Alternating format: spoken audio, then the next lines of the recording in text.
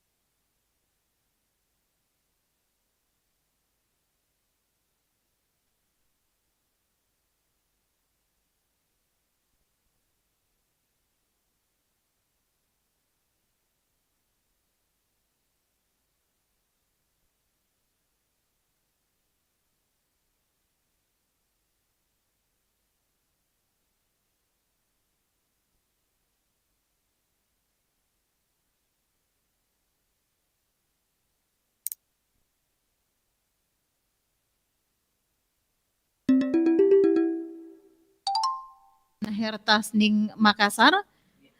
Kita menyapa reporter Emi Bofadal. Emi.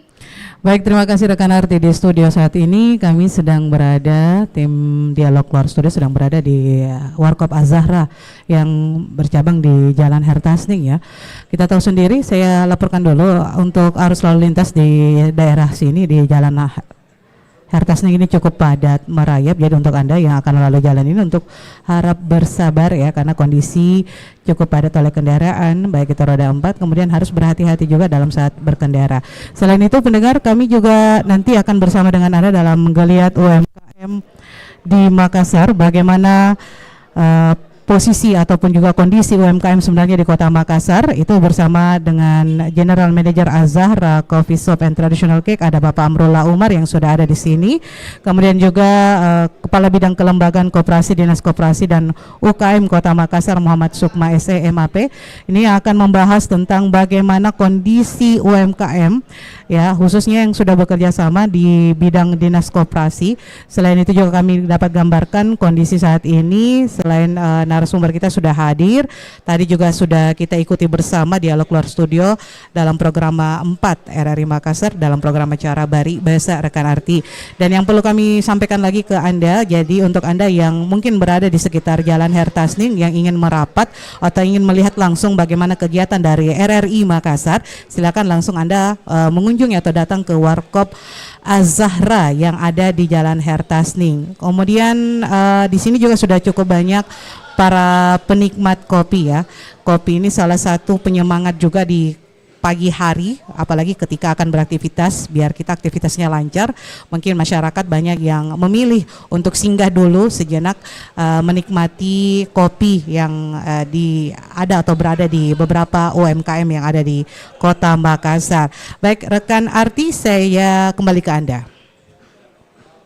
Ya baik, terima kasih reporter RRI Makassar Emi Bafadal untuk informasi yang sudah dihadirkan, suasana sebelum dihadirkan dialog interaktif luar studio yang akan mengangkat topik sebentar pendengar seputar geliat UMKM di Makassar. Dan seperti yang sudah kami informasikan juga akan hadir narasumber Bapak Muhammad Sukma SEMAP dan juga Amrullah Umar yang bertempat langsung dari Warkop Az-Zahra di Jalan Hertasning, Kota Makassar. Tetap bersama kami.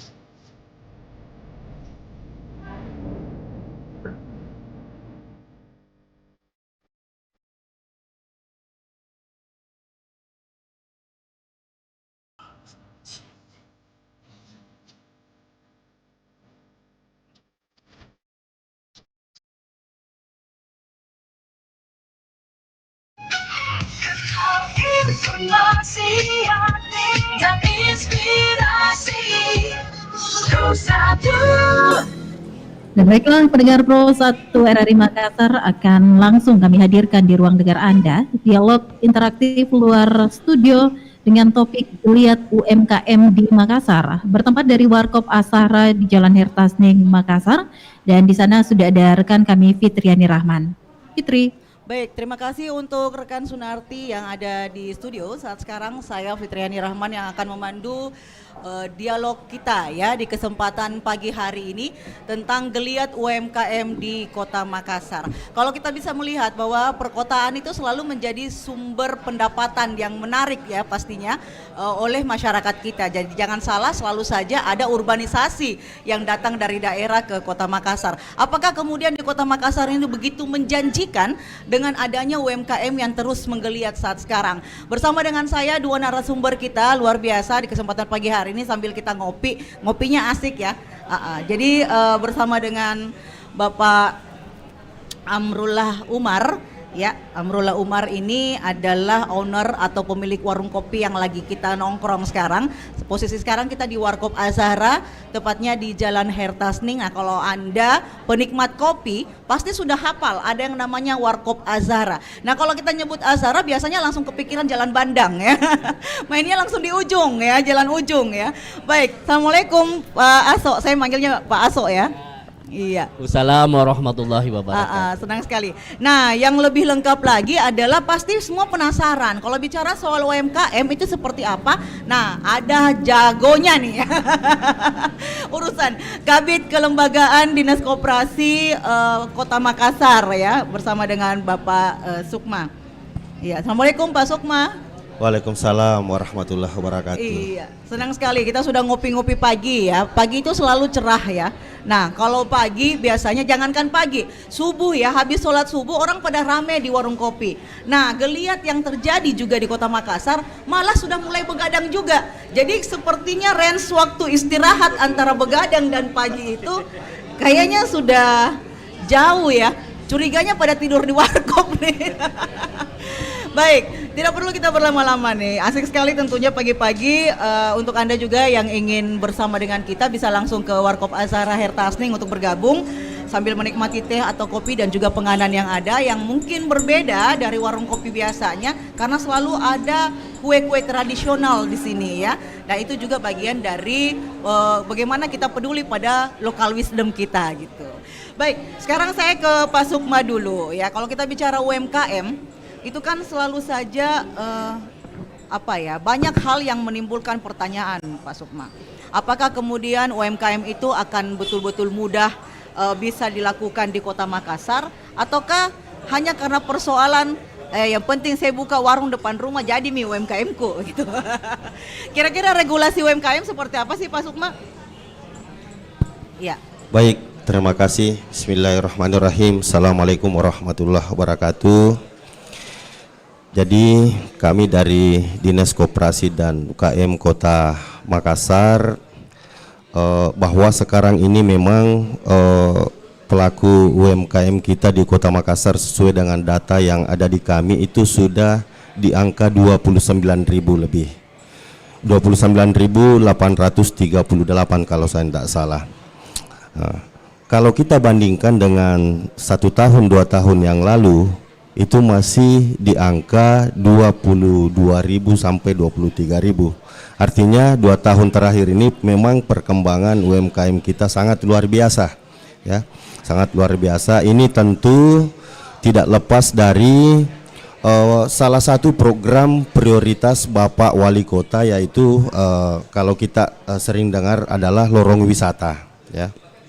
Lorong wisata itu memang sudah berjalan kurang lebih 3 tahun dan sekarang ini sudah ada 2077 lorong wisata yang telah ditetapkan di Kota Makassar. Nah, dari lorong-lorong wisata ini kemudian kita mencoba melihat seperti apa potensi-potensi usaha-usaha yang ada di lorong. Seperti apa potensi-potensi yang ada di lorong. Ternyata banyak pelaku usaha kita itu berasal dari lorong-lorong wisata kita ya. Nah, tentu yang paling banyak tentu adalah kuliner ya. Paling banyak kuliner. Boleh dibilang mungkin sekitar 60 sampai 70% itu bergerak di bidang kuliner. Nah, olehnya itu melihat perkembangan ini kemudian kami dari Dinas Koperasi ini juga pasti mungkin masih banyak yang belum tahu bahwa melihat perkembangan UMKM kita ini, kami dari Dinas Koperasi kemudian membuat sebuah inovasi di tahun 2022 kemarin, yaitu inkubator UMKM. Nah, ini yang paling ramai dikunjungi oleh daerah ya, baik dari dalam provinsi maupun luar provinsi, ini inkubator kita.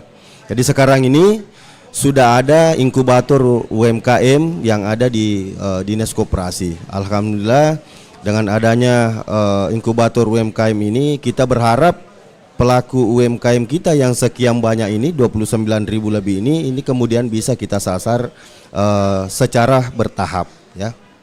Jadi banyak yang bertanya inkubator itu apa? Kami selalu menyampaikan bahwa inkubator itu boleh diibaratkan sebagai rumah sakitnya pelaku UMKM.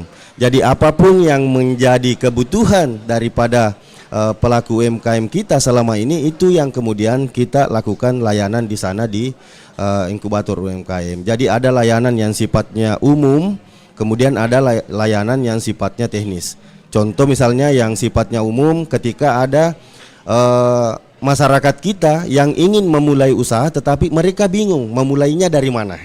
Nah, itu mereka bisa konsultasi ke inkubator UMKM. Kemudian ada juga yang sudah punya produk misalnya, tetapi mereka mau lihat apakah produk yang dihasilkan itu layak untuk dikonsumsi, seperti apa packagingnya, seperti apa kemasannya, seperti apa ininya, itu mereka bisa konsultasi juga di inkubator UMKM kita. Sehingga sampai hari ini karena di sana memang ada tahapan kegiatan pelatihan ya, kalau boleh dibilang itu bisa dilakukan, dan itu kalau dia mau selesaikan itu biasanya membutuhkan waktu sampai kurang lebih 3 bulan untuk bisa keluar di tahap inkubator.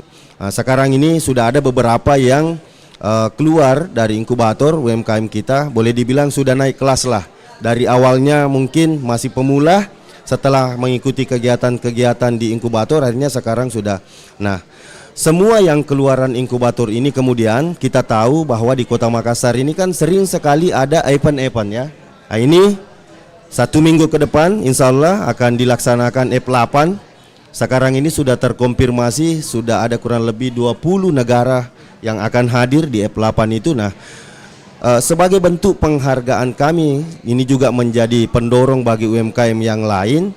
Bagi UMKM yang sudah lulus dari inkubator UMKM, maka itulah yang kemudian kita prioritaskan untuk bisa ikut mengisi booth-booth yang ada di event-event yang dilakukan oleh pemerintah Kota Makassar. Mungkin gambarannya seperti itu. Iya, jadi sebenarnya cukup menjanjikan ya pada dasarnya ya bahwa masyarakat ini bisa kemudian membuka peluang UMKM. Tadi sudah ada lagi yang namanya inkubator. Ini menarik karena ternyata di inkubator itu akan banyak sekali proses capacity building ya yang akan dilakukan, dan tadi sudah ada lagi tingkatannya. Kalau keluaran dari situ ada peluang untuk diprioritaskan pada event-event yang dibuat oleh Kota Makassar. Apalagi tadi F8 ini kelasnya internasional ya. Jadi agak-agak gimana ya gengsinya gitu Pak ya.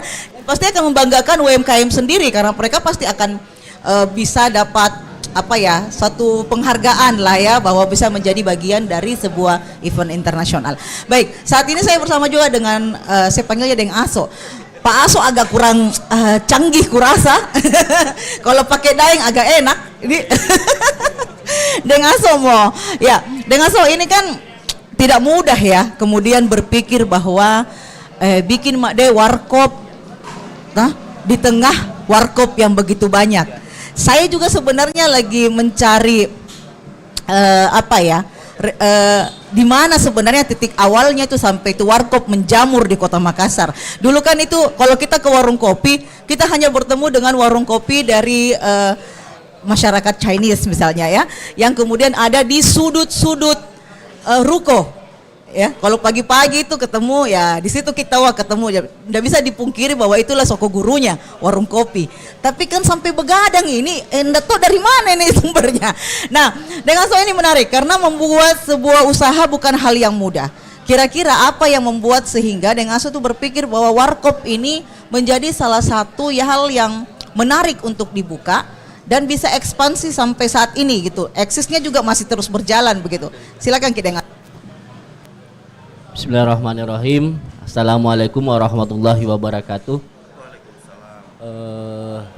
Kita flashback ke belakang karena yang ditanyakan tentang sejarah warung kopi sebenarnya di Makassar.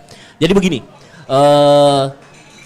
sekaligus ini sebagai pemantik buat teman-teman yang mau terjun di membuka usaha. Sederhana sebenarnya begini. Buka bisnis itu, buka usaha itu yang sesuai dengan passion kita. Itu yang pertama. Jadi kalau passion tak sering-sering nongkrong di warung kopi, ya lebih bagus buka warkop. Karena kami juga itu begitu dulu. Jadi Az-Zahra itu kan sudah ada sejak tahun 2008. Ya berapa tahun sekarang? 16 tahun. Sudah alhamdulillah kita sudah eksis selama 16 tahun. Dan kami mulai itu membuka Az-Zahra itu dengan modal nol. Jadi kami betul-betul mulai dari nol. Dan kami pertama itu kan buka Az-Zahra itu di Bandung. Bandung itu Bandang Ujung. Iya, jadi Bandung itu Bandang Ujung. Jadi pusatnya Az-Zahra pertama itu Jalan Ujung nomor 25, itu rumahnya orang tua. Jadi kami itu minta sama orang tua kami buka warkop itu di depan, daripada kami setiap pagi pergi di warkopnya orang. Karena passion kami itu sudah pertama senang nongkrong, yang kedua senang ngopi. Kami sama kakak itu bertiga berpikir ya, daripada kami nongkrong di tempat orang ya, mending kami buka warkop. Lalu langkah selanjutnya jalan. Yang buat kue pertama itu kan orang tua kami sama kakak ya. Memang dari awal pertama kami bikin warkop itu yang kami pikir itu pertama diferensiasi. Di bisnis itu ya yang pertama kita pikir itu apa diferensiasi, apa perbedaan kita dengan warkop-warkop yang lain.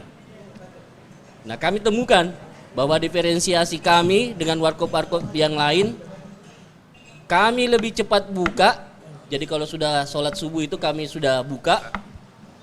Dan yang kedua, kami harus siapkan kue-kue tradisional terbaik yang menjadi pembeda dengan warkop-warkop yang lain. Ya. Beberapa pejabat yang mampir di Az-Zahra itu pernah makan kue kami, dan responnya beliau itu bilang ketika melihat, oh cuma di Az-Zahra yang ada kado bodong. Kado bodong itu kan kue yang sangat tradisional dan kue yang sangat lama, ya. Nah, kue itu mengingatkan beliau ke masa kecilnya. Bayangkan, karena di Az-Zahra ngopi, dia diingatkan kenangan masa kecilnya karena kue kado bodong itu. Nggak tahu di warkop yang lain ada tidak kado bodongnya. Ya itu yang pertama kita bangun, bahwa sejak 2008 kami rintis usaha ini karena passion kami di sini. Yang kedua, setelah jalan kami sudah berpikir tentang diferensiasi. Sampai sekarang kami pertajam terus diferensiasi itu. Apa yang membedakan kita dengan warkop-warkop yang lain? Iya, ini kan menarik. Dari bersaudara ya, kebiasaan nongkrong. Iya, kebiasaan ngopi. Daripada nongkrong di luar, nongkrong di rumah. Gitu ya. Nah, tapi kan yang ingin jadi lebih menarik itu adalah karena warung kopi itu kan juga sudah mulai menggeliat. Kenapa tidak berpikir pembeda itu jangan di warung kopi, gitu? Kira-kira? Kalau kita bicara tentang bisnis, semua itu kan banyak. Kalau kita berpikir tentang kompetitor itu kan sudah banyak. Usaha apapun itu pasti ada. Mau jual pakaian, banyaknya penjual pakaian itu di pasar Butung. Nah, semua pasti kan ada rezekinya. Tinggal itu dia tadi yang saya kembalikan, saya bilang bahwa ketika kita membangun brand atau membangun usaha, dicarikan diferensiasi. Setelah diferensiasi ditemukan, dipertajam terus dan konsisten kita membangun di situ.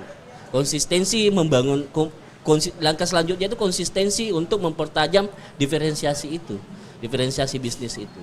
Nah itu. Nah, kenapa Az-Zahra namanya? Oh ya, ini Az-Zahra itu namanya anaknya kakak, anak pertamanya itu namanya Fatimah Az-Zahra. Jadi kami itu filosofinya kami kasih nama Az-Zahra itu, pertama Az-Zahra itu kan bunga dalam bahasa Arab. Nah, kami berharap bahwa Az-Zahra ini bisa harum seperti bunga kalau dicium dan bisa menebarkan kebaikan-kebaikan sama pengunjung. Iya, jadi sebenarnya untuk membangun usaha juga harus diawali dengan niat yang baik ya. Itu ya. Nah, tapi kalau bikin izin usaha enggak susah. Tidak susah. Ya, ini perlu disampaikan juga, jangan sampai Dinas Koperasi larang Ki. Enggak, Ji? Tidak, alhamdulillah sampai sekarang untuk izin semua perizinan kami tempuh dengan resmi dan tidak ada hambatan. Tidak ada hambatan, ya menarik. Nah, kembali ke Pak Sukma. Pak Sukma, ini kan tadi sudah ada satu pemantik bahwa ini passion, ya. Harus nekat juga nih, kayaknya ada unsur keberanian ketika harus membuka usaha, termasuk berani menerima resiko gagal gitu ya. Nah, bagaimana regulasi yang dibuat oleh Dinas Koperasi sendiri untuk terus mendorong adanya UMKM baru yang muncul? Karena kan biasanya begini Pak, ada kekhawatiran biasanya kalau saya buka nanti saya melanggar aturan kalau tidak ada izinku atau apa seperti itu. Nah, mungkin perlu dijelaskan di sini. Siapa tahu ada di antara kita sebenarnya sudah berkeinginan untuk membuka usaha tapi takut diregulasi itu bisa lebih terbuka gitu loh Pak. Silakan. Baik, terima kasih. Sebelum saya masuk ke terkait dengan regulasi, ini menarik tadi ini Bang Asok ya, kalau saya bilang bahwa memang memulai sebuah usaha itu yang kadang sulit ya, dan memulai usaha itu harus kita mencari usaha yang kita bisa jiwai ya, yang kita bisa jiwai. Berawal dari ini tadi ya, ini juga tentu mudah-mudahan bisa ditiru oleh orang-orang yang ingin memulai sebuah usaha ya, jadi harus dijiwai ya, dan itu kalau boleh tidak lepas dari kebiasaan-kebiasaan kita ya. Nah, terkait dengan regulasi sendiri, kami di Dinas Koperasi sekarang ini kalau kita merujuk kepada PP nomor 7 tahun 2021 ya, tentang kemudahan perlindungan, fasilitasi dan pemberdayaan pelaku usaha dan koperasi, itu kalau kami di Kota Makassar itu sudah menindaklanjuti itu dengan Perwali 120 tahun 2022 ya. Perwali 120 tahun 2022 terkait dengan kemudahan dan fasilitasi pemberdayaan pelaku UMKM dan koperasi yang ada di Kota Makassar. Jadi sekarang ini itu sangat mudah sekali untuk mendapatkan NIB ya, karena ini yang paling perlu sebenarnya penting, kadang dianggap sebagai hal yang sepele bagi pelaku UMKM kita ya, terkait dengan NIB. Jadi NIB itu sendiri sekarang kan sudah bisa via online ya, via online, OSS. Jadi persyaratannya pun juga sangat mudah sekali. Yang pertama cukup menyiapkan KTP ya. Yang kedua menyiapkan NPWP. Nah, yang menjadi kendala kita selama ini ketika kita melakukan verifikasi dan kunjungan di lapangan, banyak pelaku usaha kita yang enggan mengurus NPWP karena takut kena pajak. Padahal ini sebenarnya yang harus kita sosialisasikan bahwa usaha yang kena pajak itu nanti omsetnya di atas 500 juta. Itu ada aturannya ya. Jadi yang wajib itu adalah memang melaporkan setiap tahun. Ada namanya laporan nihil kalau saya tidak salah. Nah, itu wajib bagi seluruh ini. Sehingga beberapa pelaku usaha kita yang selama ini kita dapatkan belum bisa memiliki NIB, itu yang kemudian kita dorong. Dan salah satu layanan umum yang kami lakukan di inkubator UMKM adalah bagaimana pelaku UMKM kita ini bisa memiliki legalitas usaha minimal NIB. Karena ini yang paling penting. Ketika ada pihak perbankan, ada pihak-pihak lain, ada pihak pembiayaan yang meminta data sama kita, yang pertama dia cari adalah pelaku usaha yang sudah memiliki NIB. Nah, kalau tadi saya sampaikan bahwa sekarang ini pelaku UMKM kita di angka 29.000, itu masih sangat kecil sekali persentasenya yang memiliki NIB. Baru di angka 17% dari 29.000 itu yang memiliki NIB. Nah, sehingga kami di setiap kesempatan kami berkolaborasi dengan, karena ini sebenarnya menjadi leading sektor dari PTSP. Dinas PTSP, kami selalu berkolaborasi dengan PTSP di setiap kesempatan, bahkan di semua layanan pusat terpusat di masing-masing kelurahan, ada namanya konter terpadu di masing-masing kelurahan, 153 kelurahan itu disiapkan layanan bagi pelaku UMKM kita yang ingin mengurus NIB. Nah, kalau tahun kemarin kami memang ada pendamping koperasi dan UMKM yang kami tempatkan di masing-masing kecamatan. Salah satu tugasnya adalah menunggu pelaku UMKM kita yang tersebar di seluruh kelurahan untuk mengurus legalitas usaha ini. Nah, kemudian bukan sampai di situ, tidak sampai hanya memiliki NIB, tetapi kami mendorong juga semua yang seharusnya dimiliki oleh pelaku usaha kita itu kalau boleh semua bisa diurus ya, termasuk misalnya PIRT, halal dan lain-lain. Nah, karena ini kadang seperti yang tadi saya bilang, kadang dianggap hal sepele, tetapi sebenarnya ini hal yang paling mendasar. Ibaratnya kita mau mengendarai kendaraan, ini adalah SIM-nya ya. Ini adalah SIM-nya, dan ini yang pertama dicari ketika kami mencoba memfasilitasi terhadap pihak-pihak yang berkepentingan untuk memberikan pembinaan dan pemberdayaan kepada pelaku UMKM kita, maka yang pertama dia cari adalah UMKM yang sudah memiliki legalitas usaha, ya seperti itu. Ya, jadi tadi sudah ada gambaran bahwa legalitas usaha itu sangat penting. Ini sangat memudahkan juga kalau ada UMKM ingin berkembang, khususnya untuk penambahan modal begitu ya Pak Sukmaya dan juga Dengaso. Ini kan tadi memang ya yang biasanya khawatir di pajak Pak. Kenapakah kita harus selalu menghindari pajak? Ya jadi ini yang kemudian kadang-kadang, karena biasanya begini pemikirannya, kodong sedikit sih penghasilannya hasilnya, tapi mungkin lagi bayar pajak, nggak dapat maki itu untung, kan seperti itu.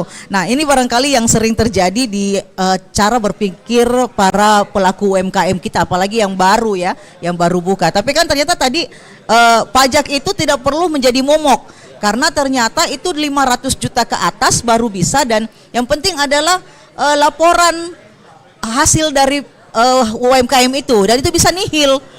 Ya, tapi jangan tong 500 juta makin baru nihil. Ya, kita ke Dengaso dulu. Dengaso ini sejalan dengan apa yang dikatakan Pak Sukma tadi ini. Apakah memang dirasakan juga dari awal itu bahwa begitu ada kekhawatiran atau ketakutan terhadap pajak ketika berawal memulai usaha ini, Pak? Jadi teman-teman UMKM begini, ya sama yang kita rasakan. Pertama juga kan dulu itu kami berpikir seperti itu. Pajak misalnya.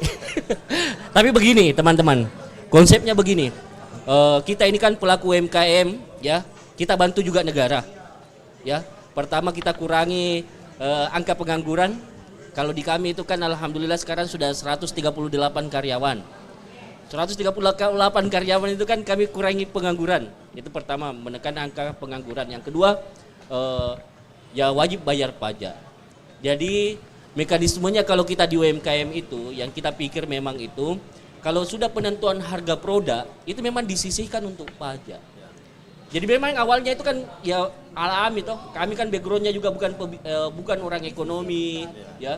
Jadi memang itu yang kita rasakan sama-sama di awal. Tapi setelah berjalan waktu, dibanding kita risau, ya ketika penentuan harga, ya dipasang memang di situ untuk disisihkan untuk pajak. Karena memang setiap produk itu kan ada pajaknya ya.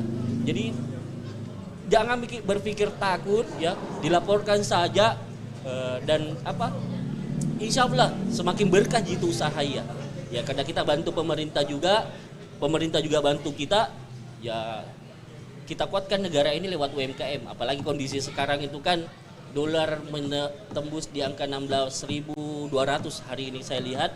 Nah, ketika kita bicara tentang UMKM itu adalah fondasi ekonomi negara. Nah, ini yang memang perlu diperhatikan. Jadi kalau UMKM itu tidak diperhatikan, ya pengalaman kita 98, 97, 98, 99 ketika krisis moneter, yang bertahan itu UMKM. Dan kami juga itu kan pernah mengalami itu. Waktu Covid 2019 itu kami goyang, kami sempat goyang. Dan di situ kami belajar bahwa banyak hal yang kita bisa dapat di situ, bahwa kalau kita tiba-tiba dihantam badai seperti ini, itu bagaimana caranya kita survive. Malah dari Covid itu, alhamdulillah dari Covid, pengalaman kita di Covid itu, setelah Covid malah kita putar haluan, ada strategi yang lain yang kita bisa expand, yang kita bisa pakai untuk expand. Alhamdulillah sekarang, ya kita bisa. Padahal kalau mau dipikir dengan hantaman Covid itu, ya kami goyang betul, sangat goyang. Ya karena orang nggak ketemu-ketemu ya, Iya. padahal warkop tempat bertemu. Iya, nah gitu.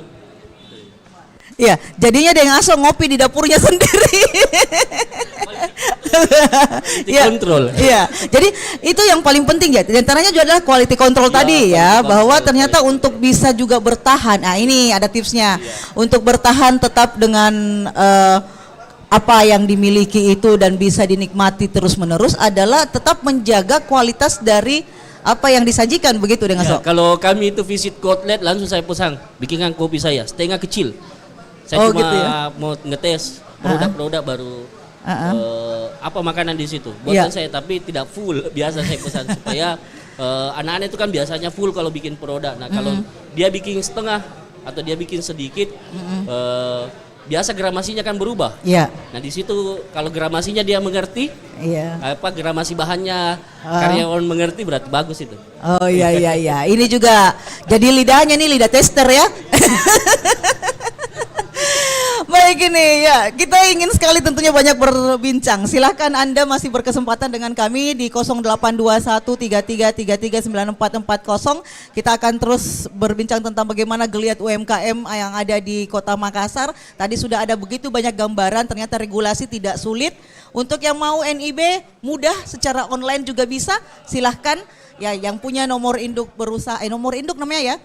Nomor induk berusaha ya, NIB itu bukan nomor induk bermasalah. Nomor induk berusaha, jadi kalau Anda butuh modal akan lebih mudah karena ada yang menjadi legal di situ. Baik, sebentar kita akan lanjutkan kebersamaan kita dengarkan dulu satu persembahan berikut ini.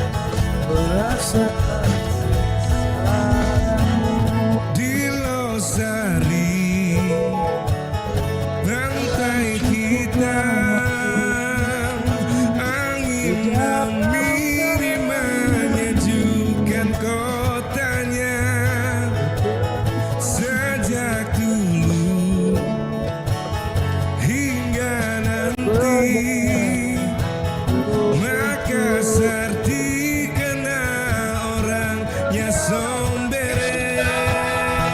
Mari kemari, hey kesini. Mari kita jalan bersama-sama. Mari kemari, hey kesini. Mari kita jalan bersama-sama. Makassar, kota kita. Makassar nyaman untuk semua. Ramah damai kotanya. Sampaikan salamnya untuk dunia. La la la la la la la la. I say la la. Denamo Anjo Ruana Rikalengku sana kungai kotana baji tomi tahunan asari batangi parasangana punani anu kutanang sombere kita utauna. I love Makassar City. Sombere orang-orangnya. Smart City Makassar City. Syarat deh orang-orangnya.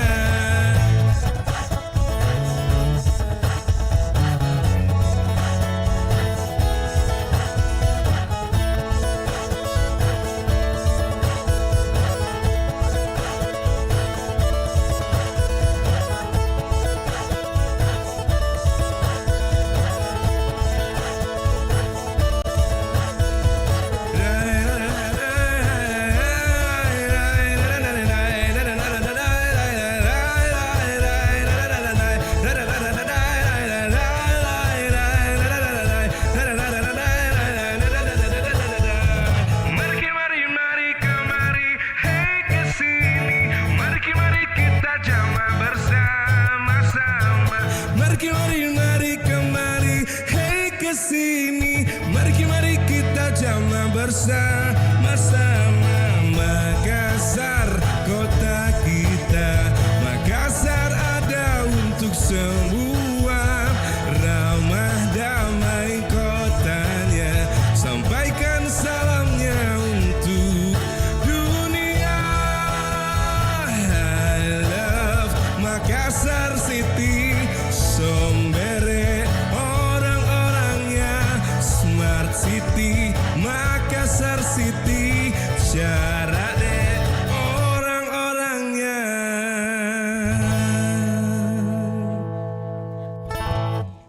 Baik, masih di 94,4 FM program 1 RRI Makassar dan masih di Dialog Makassar pagi ini. Dengan topik pembicaraan kita di pagi ini adalah geliat UMKM yang ada di Kota Makassar. Tadi juga sudah cukup banyak ya yang kita ketahui bagaimana kemudian survive-nya sebuah UMKM untuk bisa terus berkembang. Jadi jangan takut ya untuk memulai dan ada niat baik di setiap aktivitas itu sendiri. Baik, selain yang ada di Warkop Azahra, kami juga mengundang Anda, silahkan di 082133339440 untuk penelpon. Halo, Assalamualaikum. Oh ya, baik, kita masih menantikan Anda ya. Dan yang ada di Warkop ini mungkin ada yang mau sharing, silahkan. Bapak, Ibu, ya silahkan. Ya, sebutkan nama. Ya, nih mic-nya. Tes. Iya, baik. Dengan siapa, Pak? Dengan As'ad. As'ad. Iya. Iya. Sedikit lagi dahsyat. As'ad, dari mana Pak As'ad? Saya dari Talasalapang. Talasalapang. Oh, cukup luar biasa ya dari sana ke sini ya, ngopi. Baik, Pak As'ad, silakan ingin bertanya seperti apa? Untuk Bapak dari UMKM. Oh ya. Kita melihat di Kota Makassar ini begitu menjamur warkop, Pak. Iya. Sudah banyak sekali warkop. Nah, apakah memang dinas UMKM ini ya. itu dari segi perizinannya memang dikasih kelonggaran atau gimana, Pak? Karena melihat begitu menjamurnya. Iya. Ya, Oke, itu saja Pak. Ya, Oh iya. Terima kasih banyak. Iya, ini tadi seiring tadi pertanyaannya ya Pak, bahwa ternyata kan UMKM dibuka seluas-luasnya. Ini menjamur nih Pak, ini jamur biasanya menempel-nempel. Ini semakin banyak. Silakan Pak Sukma. Baik, terima kasih Pak Asad ya. Iya. Jadi terkait dengan regulasi perizinan itu sebenarnya yang leading sektor itu adalah Dinas PTSP ya. Dinas Penanaman Modal dan penanaman modal. Kami lebih kepada pembinaannya ya, lebih kepada pembinaannya. Tetapi tadi saya sudah sampaikan bahwa memang karena ini kalau kita merujuk di PP 7 2021 tadi itu memang diberikan kewenangan kepada pemerintah kabupaten kota ya untuk bagaimana bisa memberikan kemudahan ya, kemudahan untuk bagaimana mendorong usaha-usaha pelaku-pelaku usaha yang ada di masing-masing daerah ya. Jadi kami melihat ini kita melihat bahwa ini positif sebenarnya ya. Kenapa? Karena kita berharap usaha-usaha yang lahir ini mungkin kalau tadi saya sampaikan mungkin tidak mendengar, sekarang ini sudah di angka 29.000 ya. Itu kita berharap itu menjadi motor penggerak ya, motor penggerak perekonomian yang ada di Kota Makassar. Kita tahu 2 tahun terakhir kita pernah vakum pada saat kondisi pandemi kemarin, dan alhamdulillah tahun pertama ya sudah mulai berjalan, dan mungkin ini puncaknya ini di tahun 2023 2024. Sehingga kami mendorong itu. Jadi sepanjang tidak keluar dari aturan yang ada ya, itu mungkin ranahnya PTSP terkait dengan aturan, itu kami mendorong ya, kami mendorong, kami lakukan pembinaan sesuai dengan kewenangan kami, sehingga kami berharap ini bisa berjalan dengan baik ya. Kita berharap ini bisa berjalan dengan baik. Tadi kalau Dengaso bilang ini juga sudah membantu pemerintah sebenarnya. Jadi semakin banyaknya usaha-usaha yang muncul ini membantu pemerintah, karena minimal tadi berapa pekerja yang luar biasa, 178 orang yang tadinya tidak mempunyai pekerjaan. Dengan hadirnya usaha-usaha ya seperti Warkop ini justru membuka ruang bagi mereka untuk bisa bekerja ya. Jadi itu diatur di PP 7 2021, dan kemudian kami tindak lanjuti di pemerintah Kota Makassar dengan adanya Perwali 120 tahun 2022 tentang kemudahan fasilitasi pemberdayaan usaha mikro kecil menengah dan koperasi di Kota Makassar. Ya. Iya, jadi memang tidak bisa dipungkiri ya bahwa ketika ada badai bencana perekonomian ya, itu kan sepertinya badai itu mainnya di atas ya. Jadi dia nampar ke atas, aman yang di bawah. Ini bisa jadi dilihat dari pengalaman seperti disampaikan bahwa ketika krisis moneter terjadi yang goyang ini adalah pengusaha-pengusaha kita gitu ya. Tetapi ternyata yang ada di bawah ini alhamdulillah UMKM kita bisa berjalan dan survive. Cuma sayangnya tadi memang tercatat dari 29.000 UMKM yang ada di Kota Makassar ternyata hanya 17% yang kemudian punya NIB. Nah, ini sebenarnya yang ingin didorong supaya segera, jadi jangan kita takut, NIB itu tidak sulit, free juga ya kayaknya ya, free, itu gratis dan bisa online. Jangan takut sama pajaknya, tadi pajak disampaikan bahwa itu pajak biasanya kena di atas 500 juta untuk omset. Nah, ke Dengaso ini, Dengaso, tadi kan sudah disampaikan juga Warkop menjamur, nah sekarang makin menjamur karena Sarah bukan cuma berada di Jalan Ujung Bandang ya. Tapi ada di beberapa titik ya, ada 8 ya. Nah sekarang terasa enggak kira-kira kompetisi di internal Azahra sendiri? Ini kan menarik juga ini. Cabang mana lawan cabang kompetisi itu apakah juga bisa terasa bahwa ketika bagaimana menarik para customer ini berada di masing-masing tempat ini gitu. Iya, atau justru bisa menjadi peluang, benar. Silakan Dengaso. Jadi untuk setiap kami alhamdulillah sudah punya 8 outlet yang kami pusatkan itu di Bandung, Bandang Ujung. Jadi terkait dengan outlet-outlet yang ada ya, kita kan masing-masing pasang target sesuai dengan outletnya. Misalkan dengan kondisi besar tempat, luas parkiran, dan fasilitas-fasilitas yang ada di sana. Kan tidak semua, ada beberapa titik itu Azahra itu punya tempat meeting. Nah itu kan ada target-target dan di internal itu kepala-kepala outlet itu memang ya kita didik ya, kita latih mereka untuk mencapai targetnya masing-masing. Jadi memang berbeda setiap outlet itu, targetnya, targetnya masing-masing. Dilihat dari posisi tempat, dilihat dari besar kecilnya tempatnya, maksudnya berapa meja dan kursinya dan kapasitas orang yang bisa, customer yang bisa kita tampung di situ. Yeah. Jadi ini sama dengan manajemennya ya. Jadi memang UMKM itu tetap juga harus ada manajemen yang bagus, begitu Wajib. dengan maksudnya. Wajib. Jadi kalau kita bicara tentang bisnis itu sebenarnya, tapi jangan mikir terlalu risau tentang manajemen yang bagus. Jalani dulu. Karena bisnis itu sebagus apapun manajemennya, kalau omsetnya 0, kalau owner itu kakak bilang dikali 0. Omsetnya kecil ya dikali 0. Jadi tapi tetap wajib, itu penting bahwa manajemen itu diperkuat di belakang. Keuangan, mengatur pegawai, karyawan, itu kan bagian dari memanage usaha. Mengatur orang sebanyak 140-an orang itu kan tidak mudah ya. Harus ada memang yang spesialis memang di bagian karyawan, dan itu bagian HRD. HRD ya. Iya. Iya, ini HRD ini harus bagus ini karena kualitasnya di situ ya. Nah, Pak Sukma, ini juga tadi opini publik kita tadi pagi juga mempertanyakan. Nah, katanya titip pertanyaan nih untuk Pak Kabid gitu. Nah, bagaimana tentang mendapatkan peluang bantuan? Nah, apakah kaum disabilitas memungkinkan untuk mendapatkan modal memulai usaha? Apakah syaratnya, Pak Sukma? Baik, terima kasih.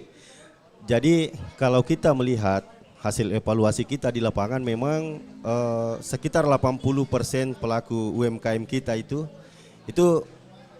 persoalannya adalah ingin mendapatkan bantuan permodalan ya. Nah itu kita dapatkan di lapangan. Nah, untuk bantuan permodalan ini kami dari Dinas Koperasi dan UKM Kota Makassar ini sudah 3 tahun, bahkan sudah 5 tahun terakhir itu tidak lagi memberikan bantuan dalam bentuk, apalagi dalam bentuk tunai ya, bantuan modal dalam bentuk tunai. Itu karena terkait dengan regulasi dan aturan yang ada ya. Yang dibenarkan itu adalah bantuan berupa barang ya, dalam bentuk barang. Ini pun juga kemarin banyak kendala teknis yang kita dapatkan di lapangan sehingga ini juga kurang maksimal berjalan. Kenapa? Salah satu hasil evaluasi kita itu karena banyak pelaku usaha kita, terutama yang masih bergerak atau berusaha secara individu, ketika mereka sudah mendapatkan bantuan, mereka tidak memanfaatkan dengan baik ya, kadang dijual ya, atau bahkan dijual, dan setelah kita melakukan verifikasi bantuan yang diberikan ternyata sudah tidak ada di mereka, dialihfungsikan lain begitu ya. Sehingga karena terkait juga dengan regulasi, sehingga kami tidak lagi memberikan bantuan. Yang kami dorong adalah bagaimana pelaku usaha kita ini bisa berusaha secara berkelompok ya. Makanya kalau kita lihat tadi itu dari 29.000 lebih itu sekarang sudah ada terbentuk kurang lebih 270 KWB, kelompok wirausaha bersama, terutama yang ada di lorong-lorong wisata. Kenapa kami dorong secara berkelompok? Supaya mereka ada saling mengawasi ya. Jadi anggaplah misalnya satu kelompok itu ada 10 orang, ketika ada 1-2 orang yang ingin anggaplah misalnya mau memindah tangankan bantuan yang telah diberikan, masih ada 7 orang yang bisa mengingatkan ya. Oh jangan, itu bantuan dari pemerintah. Sehingga kami dorong secara berkelompok. Nah, terkait dengan penyandang disabilitas ya. Jadi semua punya kesempatan. Semua yang terdaftar sebagai pelaku UMKM, kalau kami punya database 29.000 itu, semua punya kesempatan untuk bisa kami fasilitasi. Jadi tidak mendapatkan bantuan secara langsung, tetapi kami bisa fasilitasi ya. Misalnya terakhir ini kami bekerja sama dengan OJK selaku Ketua Forum Komunikasi Industri Jasa Keuangan. Sepekan yang lalu kami lakukan kegiatan Kooperatif Expo sebagai rangkaian Hari Koperasi Nasional tingkat Kota Makassar. Nah, kami coba mempertemukan ya, memfasilitasi seluruh pelaku usaha kita dan pelaku koperasi kita untuk dipertemukan dengan lembaga pembiayaan ya. Lembaga pembiayaan baik non perbankan maupun perbankan. Untuk kemudian bagaimana bisa mendapatkan akses untuk bisa mendapatkan bantuan permodalan melalui perbankan dan lembaga non perbankan. Jadi semua punya kesempatan yang sama ya.